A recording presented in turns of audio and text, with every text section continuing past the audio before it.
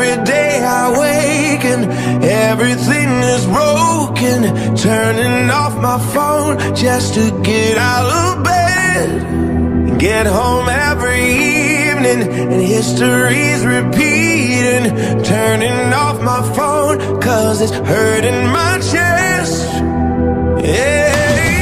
And heaven knows I'm not helpless. Yeah. But what can I do? I can't see the use in me crying if I'm not even trying to make the change I wanna see. I can't sit and hope, I can't just sit and pray that I can find the love when all I see is pain. Falling to my knees, and though I do believe, I can't just breathe, baby, breathe.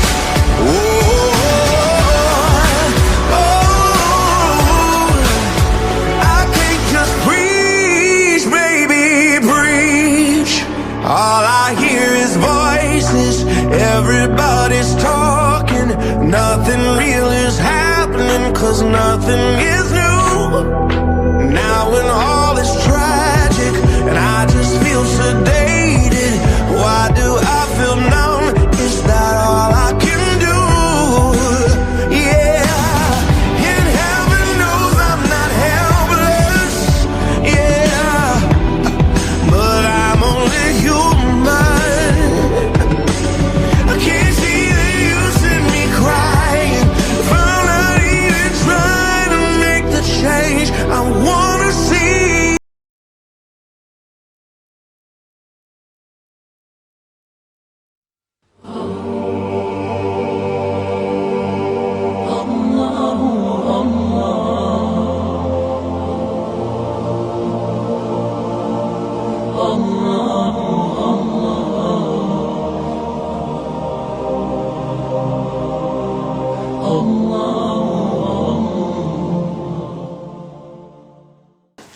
Alhamdulillah, salatu wassalamu ala rasulillah wa ala alihi wa sahbihi wa man wala. Dans la sourate 9, la sourate Tawbah, qui est une sourate qui porte d'autres titres. Elle s'appelle aussi la sourate Les Hypocrites, elle s'appelle aussi la sourate qui dévoile les tréfonds de l'âme de l'être humain, l'hypocrisie qui est en nous, etc., etc. Dieu dit dans cette sourate aux croyants, à la communauté musulmane, qui, lorsqu'elle a été interpellée pour faire un sacrifice, et que malheureusement certains n'ont pas répondu à l'appel, donc Dieu les sermonne en disant « Ô vous croyants, qu'avez-vous lorsque on vous interpelle, lorsqu'on vous invite pour faire des sacrifices pour cette religion? Qu'avez-vous donc à ne pas répondre à l'invitation? Pourquoi est-ce que vous devenez lourd, vous traînez les pattes, voire même vous fuyez, et vous ne voulez pas? Vous faites la sourde oreille parce que ça ne vous plaît pas.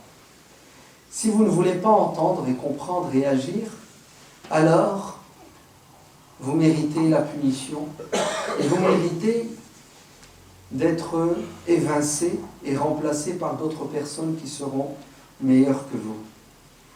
Et sachez que ce qui vous empêche d'agir, c'est uniquement le fait que vous préférez la vie d'ici-bas à celle de l'au-delà.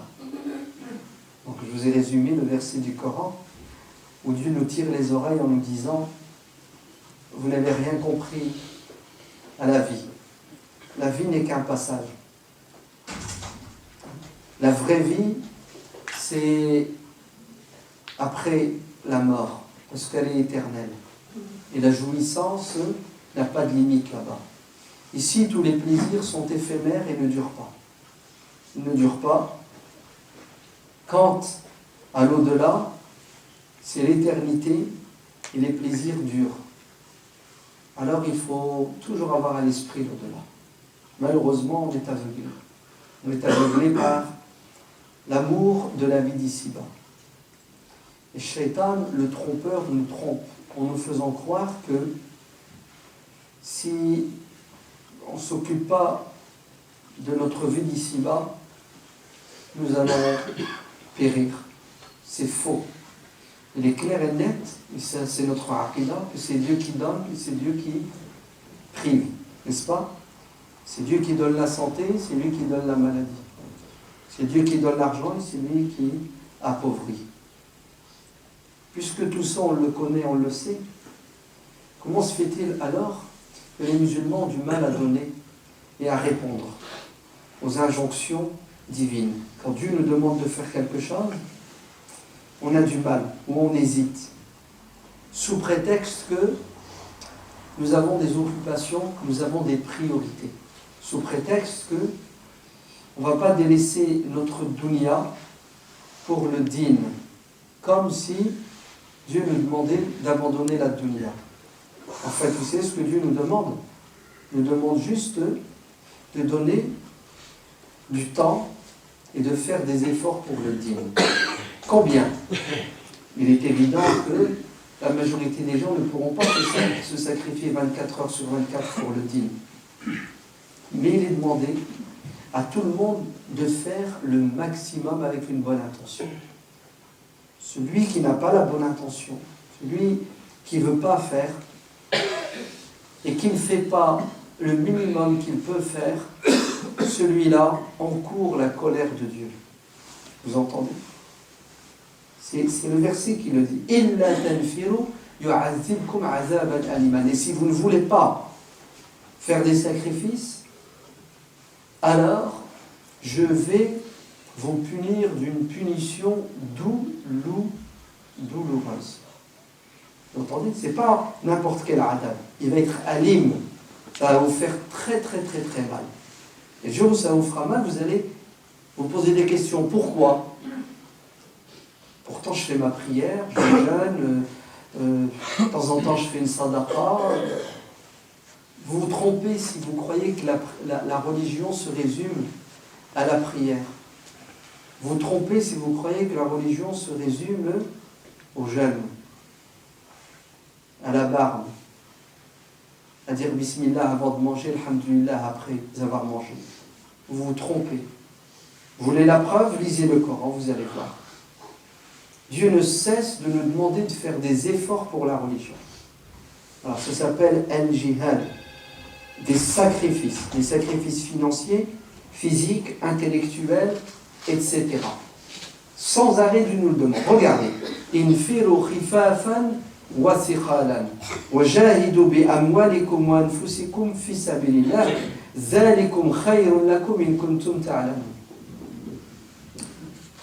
Ce verset interpelle les jeunes et les vieux, ceux qui sont au chômage et ceux qui travaillent, les hommes et les femmes, les riches et les pauvres, toute la communauté musulmane, quelle que soit sa situation. Qu'est-ce qu'il nous dit ce verset? Il nous dit que vous n'avez pas d'excuses. Vous n'êtes pas excusés sous prétexte que vous êtes vieux. Les vieux sont capables de faire des bonnes choses, donc ils doivent les faire à leur niveau. Les jeunes sont capables de faire le bien, ils doivent le faire à leur niveau. Le riche est capable, le pauvre est capable. Le danger, c'est de ne rien faire, alors que Dieu nous a donné les moyens de faire. Élevez la main, ceux qui n'ont pas les moyens de faire. Personne. Pourquoi? Parce que on n'est pas handicapé, on n'est pas estropié. On a nos deux jambes, nos deux mains, on a nos yeux, nos oreilles, on a surtout la tête, l'aql. Donc quelle excuse avons-nous? Abu Talha, le coiffeur attitré du prophète alayhi salam, il est vieux. Et quand je vous dis vieux, c'est vraiment vieux, c'est-à-dire un vieillard. Lorsque on a appelé les gens à s'engager dans l'armée musulmane, il s'est préparé. Alors que vous savez tous que quand il y a une mobilisation, seuls ceux qui sont valides sont invités à s'engager. C'est-à-dire entre 15 ans et 60 ans, c'est ça? Plus 60 ans, il reste chez lui. Abu Talha, 70 ans, 80 ans, vous lui mettez autant d'années que vous voulez. Il se prépare. Lorsque ses enfants l'apprennent, ils viennent le voir et lui disent: Père, à ton âge, tu n'as pas vu ta santé? Reste à la maison, nous, on va s'enrôler dans l'armée. Et en plus, tu as déjà fait pas mal. Du vivant du prophète, alayhi salam, tu nous as raconté que tu as assisté à toutes les batailles aux côtés du prophète. Ça te suffit. Qu'est-ce que leur a dit Abu Talha? C'est ce qu'il a dit le père vieillard. Il a dit: comment voulez-vous que je reste assis chez moi alors que Dieu dit dans le Coran: engagez-vous, jeunes et vieux. Certes, je suis vieux, mais je suis encore capable de faire des sacrifices. Ne serait-ce que donner mon avis. On dit que les vieux ont de la sagesse, bien sûr. Ah, il y a bismillah, il faut les consulter. Ils doivent venir aider les jeunes pour que les jeunes ne fassent pas des erreurs. Mais le problème, il n'est pas chez les vieux. Parce que les vieux, ce sont des bosseurs. Malgré leur âge, malgré leurs problèmes de santé, malgré le peu de moyens qu'ils ont. Ils ont des retraites de misère, nos vieux. Et malgré cela, ce sont toujours les premiers à donner de leur argent et de leur santé. Pourquoi? Pour la cause. Pour nous les jeunes. Parce qu'il ne leur reste plus beaucoup de temps à vivre. C'est nous qui allons profiter de ce qu'ils construisent, de ce qu'ils bâtissent. Et malheureusement, les jeunes qui ont la santé, qui ont le temps et qui ont aussi des moyens matériels, ne veulent pas ou ont du mal à s'engager. Ne savez-vous pas que celui qui a fait la conquête du sud de l'Italie, de la Sicile et de la Sardaigne, s'appelle le grand juge al-Qadi Assad ibn Furat, à l'âge de 80 ans? Vous entendez? À l'âge de 80 ans. Il ne connaissait pas la retraite à l'époque. D'ailleurs, Moussa ibn Nusayr, celui qui est venu libérer le sud de l'Europe, la péninsule ibérique, Moussa ibn Nusayr, en 3 ans avec son général Tariq ibn Ziyad, ils font la conquête de la péninsule ibérique. Et quand il retourne pour faire son rapport au calife à Damas, il va faire le pèlerinage et il meurt. Au pèlerinage, vous savez à quel âge? 78 ans. Allahu Akbar, à 78 ans. Le grand Texufin, ou Yusuf ibn Tashfin, fondateur de la dynastie, les Mourabitoun, lorsque ses frères musulmans d'Espagne l'appellent au secours, est-ce qu'il leur a dit non, je suis fatigué, j'ai 80 ans, ouais, puis je suis occupé, je suis en train de gérer un empire, tout le Maghreb, c'est-à-dire le Maroc, l'Algérie, la Tunisie, la Libye, la Mauritanie, vous savez tout ça là? Avant c'était un seul pays, un empire, dirigé à partir d'une capitale qui s'appelle Marrakech, par un homme qui s'appelle Yusuf ibn Tashfin. 80 ans, vous entendez? Alors, ce qu'il leur a répondu en disant: j'ai pas le temps, je suis occupé, j'ai des priorités, j'ai pas d'argent, je suis fatigué. C'est ce qu'il a fait, Yusuf ibn Tashfin. Il est parti avec son armée, il est remonté jusque Tanger. Il a traversé le détroit de Gibraltar. Il va à Séville. Il rencontre le Mu'tamid ibn Abbad. Et là, avec son QG, qu'est-ce qu'il fait? Il prépare la bataille. Et il remonte vers le nord-ouest, à la frontière Portugal et de l'Espagne aujourd'hui. Il y a un endroit qui s'appelle Zallaqa, Sacrajas, en 478. En 479, pardon. Vous savez ce que fait Yusuf ibn Tashfin?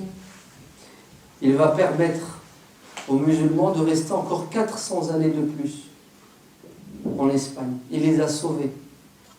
Yusuf ibn Tashfin, à l'âge de 80 ans. Alors, qu'est-ce que disent les jeunes? On est fatigué. On est fatigué pourquoi? On travaille trop. pense pas. France, c'est 35 heures. Et allez, vas-y, tu fais combien? 40 heures? Mais on nous a mis dans la tête que le week-end, on ne travaille pas. En fait, c'est faux. Le croyant ne doit jamais rester sans rien faire. Le croyant doit toujours être occupé. Le prophète Omar ibn al-Khattab a dit: je n'aime pas celui qui est oisif, celui qui reste sans rien faire. C'est soit tu t'occupes à construire ta vie d'ici-bas, c'est-à-dire tu as des projets matériels, ou soit tu as des projets spirituels. Mais entre les deux, tu sais qu'est-ce qu'il y a? Il y a la télé, il y a la play, il y a le cinéma, il y a le kebab, il y a les grandes surfaces. C'est ça? Il y a Internet, il y a le téléphone. Voilà. À quoi on occupe notre temps?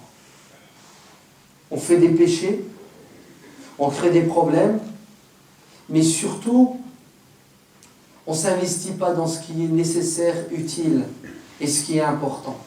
Et c'est ça qui est grave. Parce qu'on va le regretter. On va le regretter quand la mosquée sera finie, et qu'on prendra de l'âge, et qu'on verra que la dunya, c'est un clin d'œil. Et quand on se rapproche de la mort, on dira: oh Seigneur, est-ce que tu peux me laisser un peu de répit? Vous savez pourquoi? La'alli a'malu salihan. Pour faire une bonne chose. Pas 50, hein? Une bonne chose.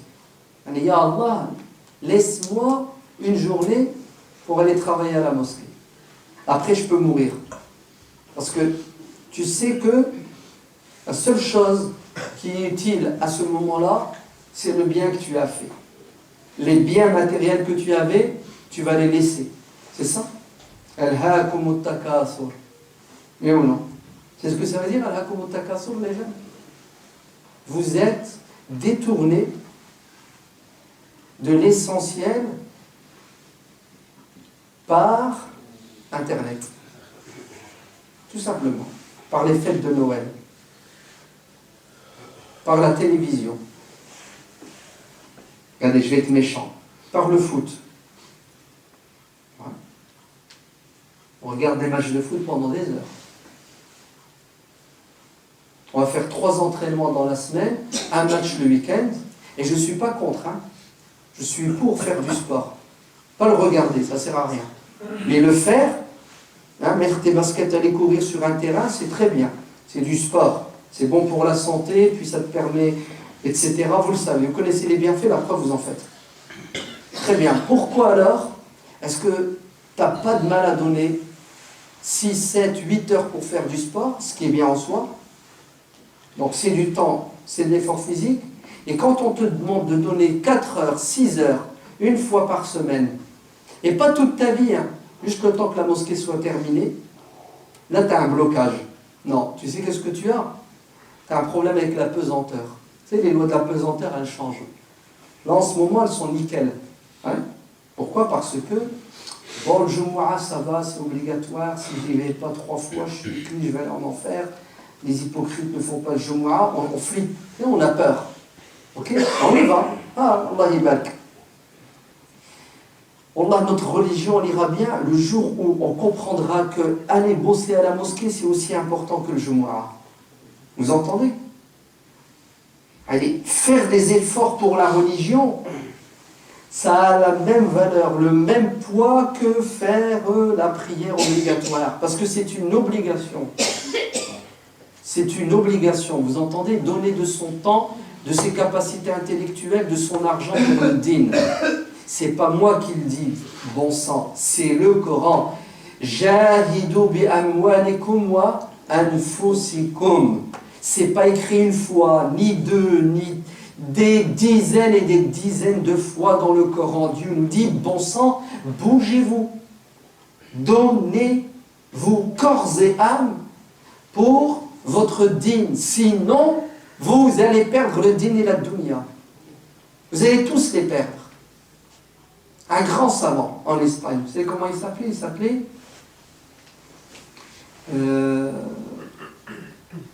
je ne sais plus comment il s'appelait. Subhanallah. El-Mohim, il s'appelait c'est rien, son nom il reviendra. Il a fait tous les villages et toutes les villes. Vous entendez? Tous les villages et toutes les villes, pendant des années, pour secouer et réveiller les musulmans. Comme je suis en train de faire maintenant. Vous entendez? J'essaie de secouer et de réveiller les musulmans pour qu'ils bougent. El-Baji, voilà. Il s'appelle El-Baji, rahimahullah. Il a fait toutes les villes et tous les villages. Il est entré en contact avec le peuple et avec les dirigeants. Et il disait toujours la même chose. Vous savez quoi? Réveillez-vous. Vous dormez. L'ennemi est aux portes. Le jour il rentre, c'est le loup dans la bergerie. C'est le renard dans le poulailler. Vous êtes morts. Et il donne des preuves, il explique. Vous savez ce que faisaient les gens? Ils faisaient ça, il y en a même qui pleuraient. C'est lui qui raconte. Quand il voyait les gens réagir avec les émotions, il était content, il dit c'est bon, machallah, allez, je vais partir, c'est fini là. Bon, mais après 10 ans, avant de mourir, vous savez qu'est-ce qu'il a dit à ses élèves? Il leur a dit dépôt de bilan, il n'y a rien à faire. Ni ceux qui dirigent, ni ceux qui sont dirigés ne veulent bouger. Et pourtant, ils ont tout compris. Le Coran est clair. Il est une invitation de la première sourate jusqu'au dernier sourate à l'adoration de Dieu l'unique. C'est la pierre angulaire de l'islam. Adorer Dieu et adorer Dieu seul, sans rien ne lui associer. C'est pour cela, Dieu, dans le Coran, dit « Qul ya ahl al-kitab » Dis, ô toi prophète, ô toi musulman, aux autres qui croient en Dieu, le Coran les nomme les gens du livre parce qu'ils ont reçu une révélation, invite-les à quoi? À la discussion et au dialogue. Car le Coran est le livre du dialogue par excellence. Le verbe qui est le plus cité dans le Coran, c'est le verbe dire à toutes les formes. Je dis, tu dis, il a dit, nous avons dit, nous disons, vous dites, à tous les temps et à toutes les formes, le verbe dire, qui exprime l'échange verbal entre les êtres humains, c'est le verbe qui revient le plus. Parce que s'il n'y a pas de dialogue entre les êtres humains, il y a de la suspicion. Et s'il y a de la suspicion, automatiquement il y a du rejet. Et s'il y a du rejet, automatiquement il va y avoir de la haine. Et s'il y a de la haine, il va y avoir du conflit. Et s'il y a du conflit, après, il y a la volonté de dominer l'autre pour lui imposer sa manière de penser.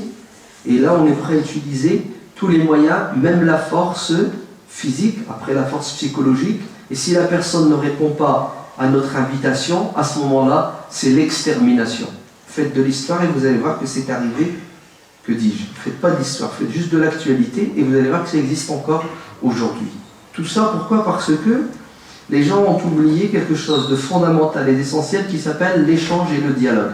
C'est pour cela, Dieu dans le Coran nous dit « Qul », c'est-à-dire toi, musulman, tu dois te mettre debout et aller vers l'autre. Pourquoi? Pour l'inviter. L'inviter à quoi? L'inviter au dialogue. Et le dialogue a pour objectif non pas que tu dises à l'autre ce que tu penses uniquement, mais que tu écoutes ce que l'autre a à te dire, ce qu'il pense. Le dialogue, c'est un échange. Le monologue, c'est un sens unique. Donc, va vers l'autre, invite-le à la discussion. Pourquoi? C'est quoi l'objectif? Il faut commencer par l'essentiel. Il faut commencer par savoir en quoi croit l'autre, quelle est sa pensée, quelle est sa croyance, quelle est sa philosophie. Parce que l'être humain, ce n'est pas ce que l'on voit, son corps. Il y a plus important que son corps, c'est ce qu'il a à l'intérieur. Et d'ailleurs, le corps ne fait qu'obéir à son âme.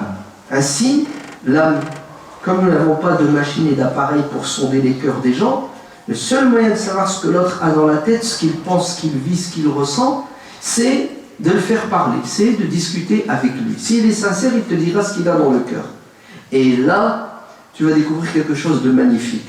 C'est que tu partages avec lui beaucoup de choses. Et oui, les êtres humains sont certes différents, mais ils ne sont pas totalement différents. Il y a beaucoup de points communs. pour la simple et unique raison, c'est que nous avons la même origine, le même ancêtre. Et nous sommes faits de la même chose, d'un corps et d'une âme. Et nous vivons dans la même planète. Et nous vivons les mêmes problèmes, les mêmes difficultés, nous aspirons aux mêmes rêves, hein, le bonheur et le bien-être sur terre, l'amour, etc. Donc, avec ce dialogue, tu découvres que l'autre a des points communs avec toi, à tous les niveaux, dans tous les domaines, et que plus tu dialogueras avec lui, plus tu découvriras que les points communs sont plus importants que les points de divergence. Et là, va se déclencher une seconde étape dans ce rapprochement entre les êtres humains, c'est qu'il va y avoir du respect mutuel. Tu vas respecter l'autre. Pourquoi ? Parce que il te ressemble. Et tu sais que si tu ne le respectes pas, il ne te respectera pas. Et tu as besoin de le respecter pour être bien dans ta peau. Il aussi a besoin de te respecter. Et automatiquement, la convivialité, le partage va s'installer. C'est pour cela. Le dialogue est important, l'échange est important. Et le Coran nous dit, Qul, dit, Ya Ahl al-Kitab, ô vous autres qui n'êtes pas musulmans, venez, nous allons discuter. Et avec les gens de livre, il faut commencer par l'essentiel, ce que nous partageons, c'est-à-dire la croyance en Dieu. Et certaines personnes se trompent. Quand vous parlez à des non-musulmans occidentaux, vous devez faire attention au vocabulaire, aux mots que vous utilisez. Ne dites jamais à vos concitoyens occidentaux que vous, musulmans, vous croyez en Allah. Parce que Allah est une inconnue pour eux. Dites-leur, je crois en Dieu. Certains musulmans qui disent, non, nous croyons en Allah. Allah n'est pas Dieu. Ne tombez pas dans une polémique vaine et inutile. Dieu, Allah, God, Dios, Dio, Elohim, vous l'appelez comme vous voulez, c'est toujours la même personne. Le créateur de l'univers, avec ce qu'il y a dedans et ce qu'il y a à l'extérieur, le juste, le miséricordieux, voilà. Maintenant, son vrai nom, c'est une autre question. Dites à la personne que vous croyez en Dieu. Et regardez le côté vicieux de certains intellectuels et certains journalistes dans les médias. Quand ils parlent des musulmans, ils disent les musulmans croient en Allah. Vous entendez ? Allah. Et d'ailleurs, nous on le voit, parfois quand on tombe et on discute avec certaines personnes qui sont pleines de haine, ils nous disent votre Dieu, hein, le vôtre. La manière de dire, on n'a rien de commun. Même la chose la plus belle qui est la croyance en Dieu, nous ne l'avons pas en commun. Et c'est faux. Le Coran dit le contraire. Le Coran dit aux chrétiens, aux juifs, aux croyants, Allah na'buda illallah. Vous entendez ? Et ensemble, on se met d'accord sur l'essentiel qui est l'adoration de Dieu. Donc nous croyons tous en un Dieu, et c'est le même Dieu. Et ce Dieu a toujours dit la même vérité de tout temps, parce que Dieu est un. Donc, ce que Dieu dit est unique. C'est-à-dire c'est une vérité qui est unique. Et Dieu dit quoi aux êtres humains ? Il leur dit deux choses. Il leur dit pourquoi et comment ils doivent croire en lui et doivent l'adorer. Et deuxième volet, ce que Dieu dit, c'est pourquoi et comment vous, les êtres humains, vous devez vivre ensemble pour gagner ensuite le paradis céleste. Voilà. Vous résumez le message divin à ces deux choses. Ta relation avec Dieu, la relation verticale, et ta relation avec les créatures de Dieu. Les humains, la faune et la flore, etc. Mais on met l'être humain au centre. Pourquoi, comment croire en Dieu ? Pourquoi et comment vivre avec tes semblables ? Et ce message divin nous a été transmis par qui ? Par les prophètes, les messagers, les intermédiaires entre Dieu et nous. Dieu a choisi des êtres humains, il leur a parlé, et ces êtres humains ont parlé aux autres. Et les prophètes, il y en a eu autant qu'il y a eu de peuplades, qu'il y a eu de nations. Et ces prophètes, puisent leur savoir de la même source. Donc, tous les prophètes ont enseigné la même chose. وَمَا كُنْتُ بِدْعًا مِنَ الرَّسُولِ. Dieu dit dans le Coran, à travers la bouche de son prophète Muhammad sallallahu alayhi wa sallam, je ne suis pas un innovateur, je ne suis pas différent des prophètes qui m'ont précédé. Ce que je vous dis, c'est exactement ce qu'ont dit mes frères prophètes, Jésus, Moïse, Jean-Baptiste, Zacharie, Salomon, David, Abraham, Isaac, Noé, etc. Nous sommes une chaîne qui commence avec Adam et qui se termine avec Mohammed, que la paix soit sur eux tous. Ces prophètes ont transmis le même message et ils sont tous, sans exception, des gens qui confirmaient le message précédent. Ils ne sont pas venus le détruire. C'est-à-dire, je viens vous faire le rappel. Vous entendez? Le rappel. C'est-à-dire, je me base sur ce que vous avez de vrai, je le confirme, je le peaufine, je l'améliore, puisqu'il y a d'évolution dans les sociétés humaines. Ainsi, le musulman invite les autres à la discussion sur le fondamental et l'essentiel. Et vous allez voir, si on s'entend sur ça, et on ne peut que s'entendre sur la croyance en Dieu, la croyance au prophète, automatiquement, qu'est-ce qui va se passer? Nous allons agir et réagir à la lumière. À la lumière de quoi? À la lumière de notre croyance en Dieu et au prophète. C'est-à-dire nos passions, nous allons les mettre de côté, puisque nous sommes soumis à Dieu et au prophète. Nous sommes soumis. En arabe, on dit nous sommes musulmans. Ouais. C'est-à-dire nous sommes, comme on dit malheureusement aujourd'hui, des musulmans. Nous sommes soumis. Nous sommes soumis à Dieu et au prophète. Donc, je ne suis pas mes passions, mes envies, mes goûts et mes couleurs passent au second plan. Ce qui importe, c'est ce que Dieu veut et le prophète. Et Dieu et le prophète veulent quoi? Ils veulent qu'il y ait entre les êtres humains de la justice. Ils ne veulent pas que l'injustice règne. Ils ne veulent pas que les êtres humains s'érigent en Dieu ou en demi-dieu, en despote ou en tyran, qui ont pour objectif l'exploitation de l'homme. Regardez, c'est écrit dans le Coran. Venez, nous allons nous mettre d'accord sur la croyance en Dieu, sans rien ne lui associer. Et troisième chose sur laquelle nous allons nous mettre d'accord, c'est quoi?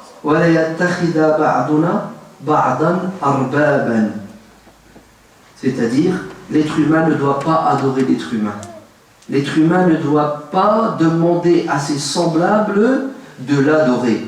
Car tous les êtres humains sont nés libres et doivent vivre dans l'égalité et la fraternité. Car rien de pire, si ce n'est que l'être humain se substitue à Dieu. Que l'être humain se prenne pour un Dieu. Et c'est quoi se substituer à Dieu? C'est imposer aux autres ce que l'on considère, nous, à titre privé, comme étant la vérité. Ça ne peut pas fonctionner, ça ne peut pas marcher. Et si ça marche pendant un laps de temps, et après, les êtres humains se rebellent. Car l'être humain, c'est dans sa nature de vivre dans la liberté, et il est prêt à mourir pour rester un homme libre. Les esclaves ne restent pas des esclaves éternellement. Et la liberté réside dans ta soumission à Dieu. Ta soumission totale à Dieu. Parce que tu n'as pas le choix. Si tu ne veux pas adorer Dieu et Dieu seul, tu adoreras autre que Dieu. Et la pire des choses que l'être humain ait adoré sur terre, la pire des choses qu'un être humain ait pu adorer sur terre, vous savez c'est quoi? C'est lui-même. L'auto-adoration. Waman adallu mimman ittakhada ilahahu quoi? Hawa. Le plus égaré des êtres humains, c'est celui qui a pris comme divinité sa passion, ses envies. Ça, c'est parmi ceux qui n'adorent pas Dieu, les gens les plus aveugles. Et parmi ces gens-là, vous voyez les despotes et les tyrans. Ils sont prêts à exterminer, à tuer leurs semblables pour l'amour du pouvoir, l'amour de la notoriété, ou pour avoir des biens. Et attention, des tyrans, il n'y en a pas qu'au niveau des pays. Le tyran existe aussi dans la famille. Tu peux, en tant que père, en tant que mère, en tant que frère, être un tyran et un despote. C'est-à-dire, au lieu de laisser le bon sens, ce qui est bon et naturel, dominer, tu imposes quoi? Tu imposes ta vision des choses et tu détruis les autres s'ils ne veulent pas se soumettre à toi. Donc, je résume. Le dialogue est fondamental. S'il n'y a pas de dialogue, automatiquement il y a de la suspicion et ça se termine par quoi? Par le conflit et l'extermination. S'il y a dialogue, nous avons des résultats qui sont la reconnaissance implicite de l'autre et les points communs sont plus nombreux que les points de divergence.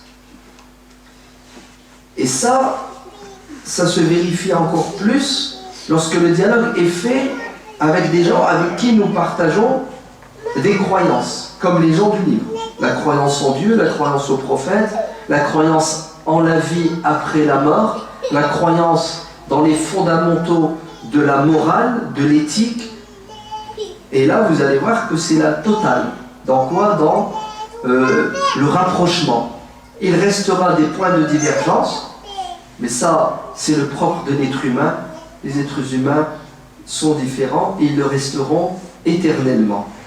Ensuite, le fait de dialoguer et de s'entendre sur tous ces fondamentaux, ça va pousser à quoi? Ça va pousser les êtres humains à vivre avec des idéaux. Et l'idéal des idéaux, c'est la liberté, c'est l'égalité, c'est combattre l'injustice, les injustices, le racisme, la xénophobie, tout ce qui fait que l'être humain vit dans la haine avec pour projet l'extermination de celui qui est différent. C'est la tare, c'est le cancer de l'humanité. Vous entendez? Il n'y a qu'une manière de le faire disparaître, ce cancer, c'est de faire ce que le Coran a dit. Aller vers les autres et dialoguer avec eux. Aller vers les autres et dialoguer avec les autres. Et ne commencez pas à dialoguer avec les autres sur les points de divergence. Parce que vous allez vous crisper, vous allez vous renfermer et vous allez éloigner l'autre. Discutez plutôt de quoi? De ce qui vous unit et non pas ce qui vous divise. Laissez les points de division à la fin. Ne mettez pas la charrue avant les bœufs, sinon vous n'avancerez pas.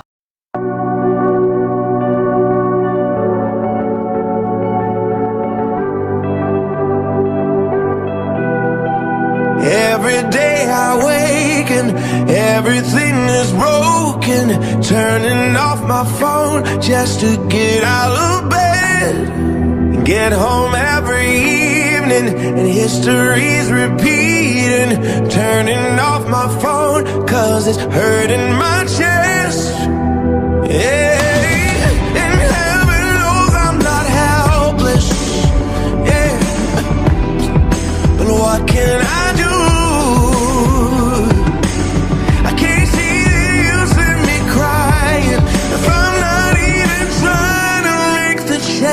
I wanna see. I can't sit and hope. I can't just sit and pray that I can find the love when all I see is pain.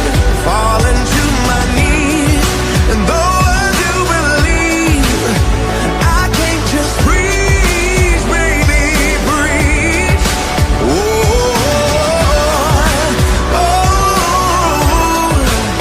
I can't just breathe, baby, breathe. All I hear is voices, everybody's talking. Nothing real is happening, cause nothing is new.